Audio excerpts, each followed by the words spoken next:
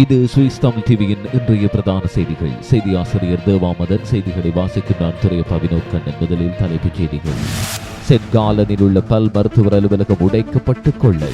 கொசாவ் அருகே A1 கடுமையான விபத்து. 21 வயது இளைஞன் மரணம். ஆர்கவ் கொல்லிக்கனில் மர்மமாக சுட்டுக் கொல்லப்பட்ட வீட்டுப்பன்றி. எல்லை தாண்டிய நாடுகளுக்கு நேரடி ரயில் சேவை. சுவிட்சர்லாந்தில் புதிய அதிரடி திட்டம்.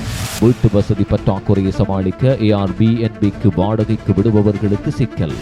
சுவிட்சர்லாந்தில் உள்ள அமெரிக்கர்கள் டெஸ்லாவை புறக்கணிக்க திட்டம். சுவிட்சர்லாந்தில் உங்கள் வீட்டுக்கு தேவையான அனைத்து விதமான நவீன இத்தாலியன் தளபாடங்கள் முதல் 0 அறை அலுமாரிகள் வரை மிக குறைந்த விலையில் பெற்றுக் கொள்ள வேண்டுமா? அப்படியாயின் மாடர்ன் மேபல் நிறுவனத்தை நாடுங்கள். தவணை கட்டணத்தில் பெற்றுக்கொள்ளும் வசதி. சுவிட்சர்லாந்து முழுவதும் இலவச டெலிவரி. பொருத்துதல் கட்டணம் முற்றிலும் இலவசம். இதைவிட இன்னும் என்ன வேண்டும்? தொடர்புகளுக்கு அழையுங்கள். 041778178855. சுவிட்சர்லாந்தில் ஆயுள் காப்புறுதி, மருத்துவ காப்புறுதி, வாகன காப்புறுதி, தனிநபர் காப்புறுதி, வீட்டு காப்புறுதி என அனைத்து விதமான காப்புறுதிகளை பெற்றுக்கொள்ள குறுகிய காலத்தில் மக்கள் நன்மதிப்பை வென்ற ஒரே ஒரு தமிழர் நிறுவனமான ஒன்னி சர்வீஸை நாடுங்கள்.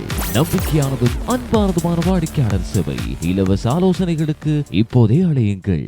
தொடர்பான விரிவான செய்திகள். சூரிச் கடுமையான வீட்டு வசதி பற்றாக்குறையால் போராடி வருகிறது. அண்மை காலமாக தலை தூக்கி வரும் இந்த பிரச்சினைக்கு உள்ளூர் அரசியல்வாதிகள் நடவடிக்கை எடுக்க விரும்புகின்றனர். புதன்கிழமை பல அரசியல் கட்சிகள் Airbnb போன்ற தளங்கள் மூலம் குறுகிய கால வாடகைகளை கட்டுப்படுத்த ஒரு முயற்சியை தொடங்கின. நீண்ட கால வாடகைதாரர்களுக்கு அதிக அடுக்குமாடி குடியிருப்புகளை விடுவிக்க வருடத்திற்கு 90 நாட்களுக்கு மாத்திரமே இந்த வாடகைகளை அனுமதிக்க அவர்கள் விரும்புகின்றனர். தற்போது சூரிச்சில் சுமார் 6000 அடுக்குமாடி குடியிருப்புகள் நிரந்தர வீடு தேவைப்படுபவர்களுக்கு வாடகைக்கு விடப்படுவதற்கு பதிலாக Airbnb-ஆக பயன்படுத்தப்படுகின்றன. பல வீட்டு உரிமையாளர்கள் Airbnb-ஐ விரும்புகின்றனர். ஏனென்றால் அவர்கள் வழக்கமான குத்தகைதாரர்களை விட அதிக விலைகளை வசூலிக்க முடியும். புதிய விதியை ஆதரிக்கும் நகர கவுன்சிலரான புளோரியன் உட்ஸ் சில வீட்டு உரிமையாளர்கள் தங்கள் வீடுகளை குறுகிய கால வாடகைகளாக மாற்ற குத்தகைதாரர்களை வெளியேற்ற கட்டாயப்படுத்துகிறார்கள் என்று தெரிவித்தார். நாங்கள் இதை நிறுத்த வேண்டும். நிலைமை வீட்டு வசதி நெருக்கடியை மோசமாக்குகிறது என்று எச்சரித்தார். சூரிச் முதலில் இதுபோன்ற விதியை அறிமுகப்படுத்தாது. ஜெனீவா, லூசர்ன், டிசினோ மற்றும் வாட் போன்ற நகரங்கள் ஏற்கனவே Airbnb-யில் மக்கள் எவ்வளவு காலம் வீடுகளை வாடகைக்கு விடலாம் என்பதை கட்டுப்படுத்துகின்றன. உள்ளூர் வாசிகளுக்கு போதுமான அடுக்குமாடி குடியிருப்புகள் கிடைப்பதை உறுதி செய்வது இதன் குறிக்கோளாகும். இந்த முயற்சிக்கு போதுமான ஆதரவு கிடைத்தால் சூரிச் விரைவில் Airbnb வாடகைக்கு 90 நாள் வரம்பை நிர்ணயிக்கலாம். இது குத்தகைதாரர்களை பாதுகாக்க உதவும். மேலும் நகரத்தில் வசிக்கும் அத்துடன் வேலை செய்யும் மக்களுக்கு அதிக வீடுகள் கிடைக்க உதவும். இருப்பினும் சில வீட்டு உரிமையாளர்கள் மற்றும் வணிகங்கள் குறுகிய கால வாடகைகளில் இருந்து அதிக பணம் சம்பாதிப்பதால் இந்த யோசனையை எதிர்க்கலாம். Airbnb மற்றும் வீட்டு வசதி பிரச்சனைகள் பற்றிய விவாதம் உலகெங்கிலும் உள்ள பல நகரங்களில் நடந்து வருகின்றமை குறிப்பிடத்தக்கது.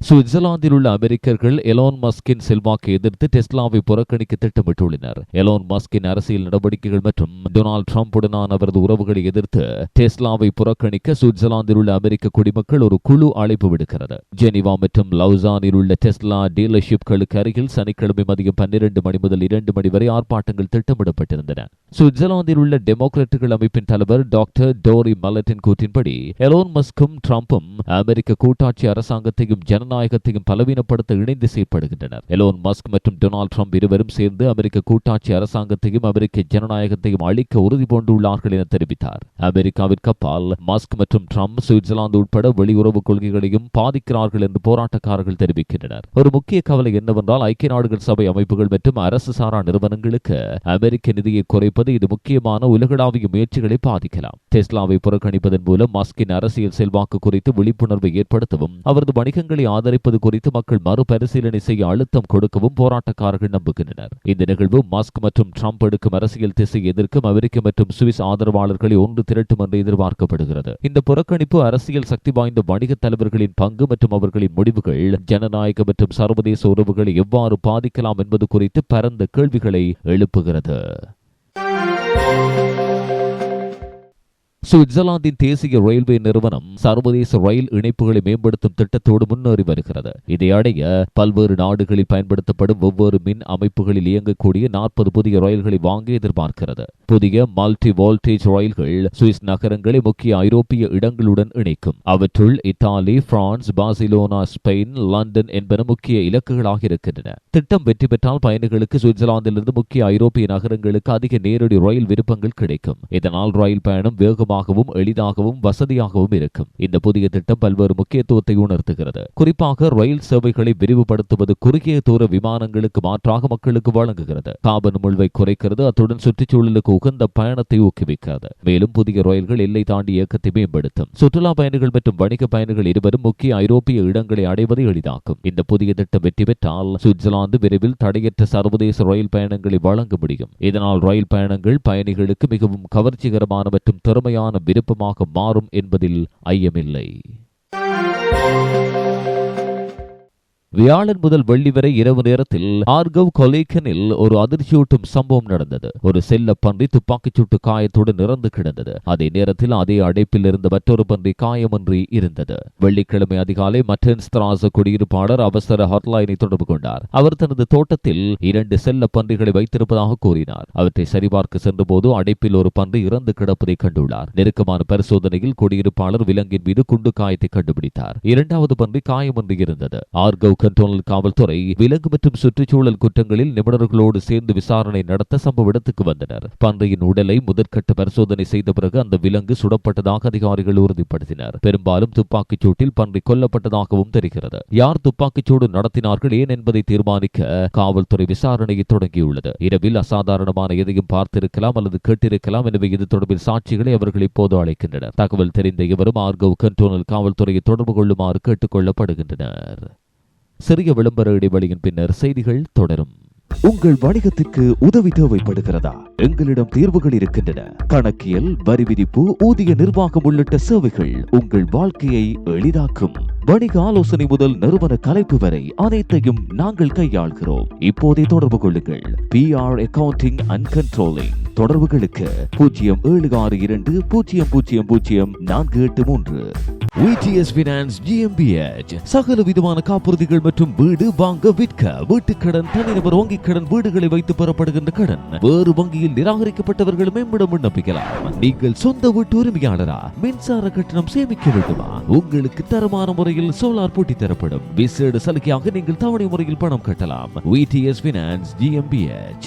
மார்ச் 14, 2025 நள்ளிரவுக்கு பின்னர் சென்ட் காலன் திசையில் கோசாவ் நுழைவாயிலுக்கு பிறகு A1 நெடுஞ்சாலையில் அடுத்தடுத்து 2 விபத்துகளோடு கடுமையான போக்குவரத்து விபத்து ஏற்பட்டுள்ளது. இந்த கோர விபத்தில் 21 வயதான பயணி ஒருவர் உயிரிழந்தார். நள்ளிரவில் 22 வயதான ஓட்டுநர் மற்றும் அவரது 21 வயது பயணி சென்ட் காலன் திசையில் A1 நெடுஞ்சாலையில் சென்றனர். இன்னும் தெளிவாக தெரியாத காரணங்களுக்காக முடுக்கு பாதையில் அவர் தனது வாகனத்தின் கட்டுப்பாட்டு இழந்தார். கார் 2 பாதைகளையும் கடந்து மத்திய தடுப்புச் சுவரில் நேருக்கு நேர் மோதியது. இதன் தாக்கத்தால் வாகனம் சுழன்று முந்தி செல்லும் பாதையில் நின்றது. சிறிது நேரத்துக்கு பிறகு 80 வயதுடைய ஓட்டுநர் A1 சென்ட் காலன் நோக்கி சென்றார். அவரால் சரியான பிரேக் போட முடியாமல் 22 வயது இளைஞரின் நின்று கொண்டிருந்த காரில் நேருக்கு நேர் மோதியது. இந்த மோதலின் விளைவாக கார் மீண்டும் சுழன்று முழு சாலையையும் கடந்து நின்றது. இது மாத்திரமன்றி 80 வயது முதியவரின் பின்னால் ஓட்டிச் சென்று 36 வயது ஓட்டுநருக்கும் சரியான நேரத்தில் பிரேக் போட முடியவில்லை. அவர் 80 வயது முதியவரின் கார் மீது மோதி அதன் தாக்கத்தால் வலதுபுறம் திசை திருப்பப்பட்டது. அதனால் அவர் மீண்டும் 22 வயதான கார் மீது மோதினார். இந்த தொடர் மோதல்களின் காரணமாக 21 வயதுடைய பயணி மோசமாக சேதமடைந்த வாகனத்தில் சிக்கிக் கொண்டார். அவசரகால சேவைகளின் உடனடி மீட்பு முயற்சிகள் இருந்த போதிலும் அவர் விபத்து நடந்த இடத்திலேயே பரிதாபமாக இருந்தார். தீயணைப்புத் துறையினர் அவரை காரில் இருந்து மீட்க வேண்டியதாயிற்று. 3 டிரைவர்களும் லேசான மற்றும் பலத்த காயமடைந்து மருத்துவமனையில் சேர்க்கப்பட்டனர்.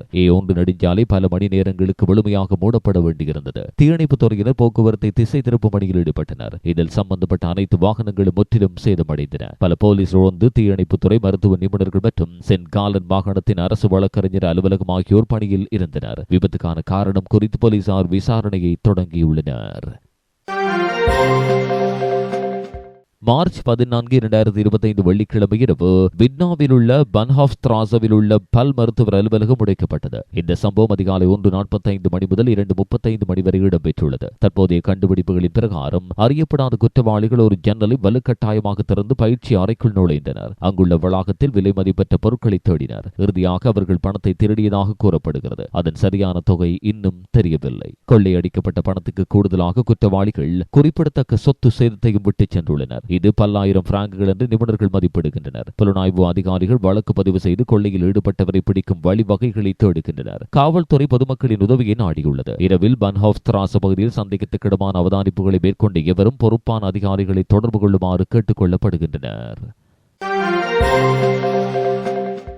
மார்ச் 15, 2025 சனிக்கிழமை இரவு கோட்டா மேன் பகுதியில் உள்ள குடியிருப்பு கட்டிடத்தில் தீ விபத்து ஏற்பட்டது. நள்ளிரவு 1 மணி அளவில் ஃப்ரைபூர்க் கண்டோனல் போலீஸ் நடவடிக்கைகள் மற்றும் எச்சரிக்கை மையத்திற்கு தீ பற்றி ஒரு தகவல் கிடைத்தது. போலீசார் சம்பவ இடத்துக்கு வந்தபோது 72 வயதான ஆண் மற்றும் 60 வயதுடைய பெண் ஆகிய இருவர் ஏற்கனவே வீட்டுக்கு வெளியே இருந்தனர். அவர்கள் புகையை சுவாசித்து லேசான காயமடைந்தனர். சி சென்ட்ரம் தளத்திலிருந்து வந்த தீயணைப்பு படையினர் வீட்டின் மேற்கூரை பகுதியில் ஏற்பட்ட தீயை கட்டுக்குள் கொண்டு வந்து தீ மேலும் பரவாமல் தடுத்தனர். முதல் மாடியில் மெழுகுவர்த்தி எரிந்ததால் தீ விபத்து ஏற்பட்டதாக முதல்கட்ட விசாரணையில் தெரிய வந்துள்ளது. பாதிக்கப்பட்ட 2 நபர்களும் மருத்துவ உதவியாளர்களால் தளத்தில் பரிசோதிக்கப்பட்டனர். பின்னர் அண்டை வீட்டாரால் தங்க வைக்கப்பட்டனர். தீ விபத்து ஏற்பட்டதற்கான சரியான சூழ்நிலையை தெளிவுபடுத்துவதற்கென போலீசார் விசாரணைகளை ஆரம்பித்துள்ளனர்.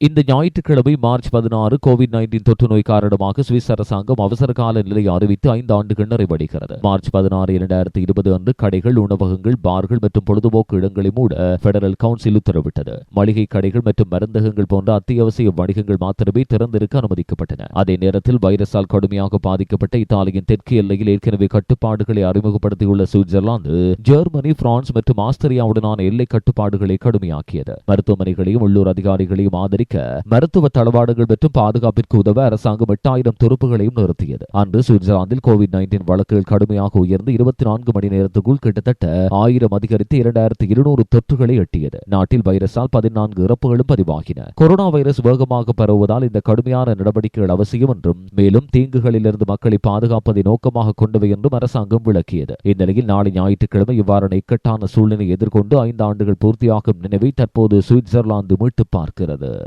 இதுவரை நீங்கள் கேட்டது சுவிஸ் தமிழ் டிவியின் இன்றைய பிரதான செய்திகள். அத்துடன் இதுபோன்ற சுவிட்சர்லாந்தின் பிரதான மற்றும் பிராந்திய செய்திகளை உடனுக்குடன் அறிந்து கொள்ள சுவிஸ் தமிழ் டிவி யூடியூப் சேனலை பார்வையிடுங்கள்.